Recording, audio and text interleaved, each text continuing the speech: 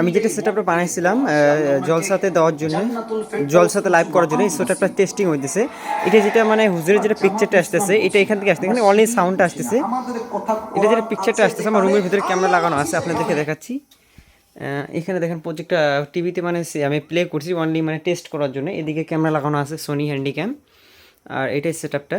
তো আপনাদেরকে আমি দেখাচ্ছি এখানে পিকচারটা কেমন দেখাচ্ছে।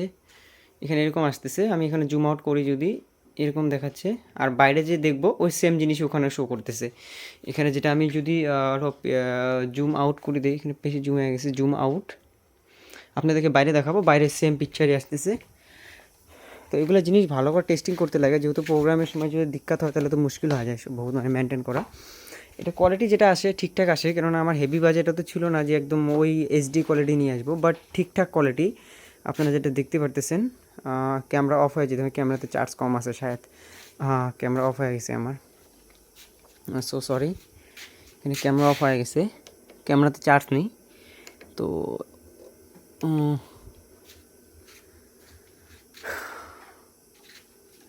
ক্যামেরা অফ হয়ে গেছে আমার, আর ওখানে যেটা প্রজেক্টের ইনবিল্ট ছিল ওটা চলতেছে এখন। আর ওরকম একটা সেটআপ ছোটোখাটো। আপনারা ইনশাল্লাহ যদি কোনো প্রোগ্রাম হয় আমাকে ডাকবেন, আমি যাব, অবশ্যই অ্যাটেন্ড করব।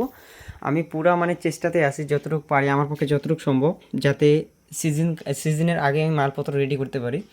আমার জাস্ট অল্প অসুবিধা ছিল, বাট যতটুকু পারি আমি অনেক কষ্ট করে ম্যানেজমেন্ট করছি সব।